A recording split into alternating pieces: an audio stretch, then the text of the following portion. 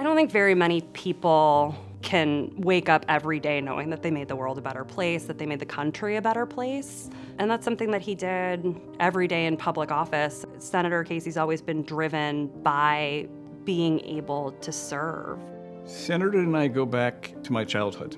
He was a member of the Green Ridge All-Star team, and I was a member of the Weston Field Flyers. We came across each other many times in the basketball court. I remember him being a mature young man even then. We met in college. He was going to volunteer for a year, fourth grade teacher. He coached basketball, then he was going to go to law school. And then I just thought we'd have like a normal life. Fate kind of interferes, and you have a path sometimes, I think, that's in front of you, and it just eventually led to the Senate. I have the prayer that's attributed to Pedro Arrupe, falling in love. Fall in love, stay in love, and it will decide everything. I think that it did decide everything for Bob. He's dedicated his life to service, his professional career over decades, just like Pedro Arrupe, over decades of leadership of the Jesuits. All along the way, he has looked to live his life, helping others, working to make people's lives better. And it's guidance from his parents, but I think it's something that he feels.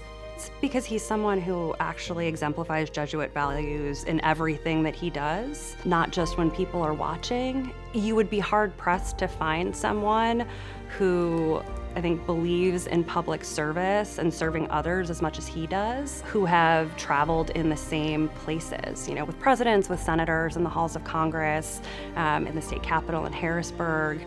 He's someone who, walking through the Capitol and walking through the office buildings, would look up and around, like acutely aware of where he was and what kind of responsibility that bestowed on him. His job as Auditor General, he started auditing nursing homes, terrible conditions in the nursing homes, and he's like, no, I need to help, I can help. Everything he did all along the way, when he got to the Senate, children's issues, people with disabilities. In 2017, when there was an effort to repeal the Affordable Care Act, Senator Casey went into, fight mode and became this national champion and leader to save Medicaid. And that was because, he knows what Medicaid does for people. I can't think of anybody better to be a representative of that concept of men and women for others.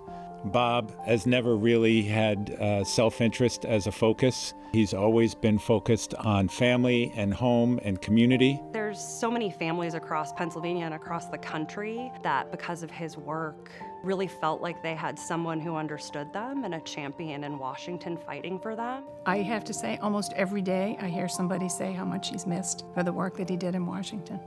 Even back in college, it was very clear that Bob had a strong moral compass. You know exactly what's guiding him and the direction that he's going in, because that moral compass is so clear, and it's those guiding principles that I think were first installed and formed by his loving family and community, and then reinforced by the Jesuits in Scranton and then at Holy Cross. You can affect change no matter what faith you have. He was lucky enough to have the power. He knew he could do something important with it, and he took advantage of that. He stepped up. I really can't think of anyone who is better deserving, more deserving of an award like this, and it's a great honor for him. I'm proud of him and honored that he's my friend. Over the course of 18 years, we had something like 300 staff, countless interns and fellows, and that last week for the farewell speech, people flew in from across the country, people who worked on the 2006 campaign, to honor what had been a really remarkable career in the Senate. He's always been the champion for people who really don't always have a voice, and he tries to give them the voice that we really need to hear. Bob has just been a solid supporter over many years. He hasn't given up.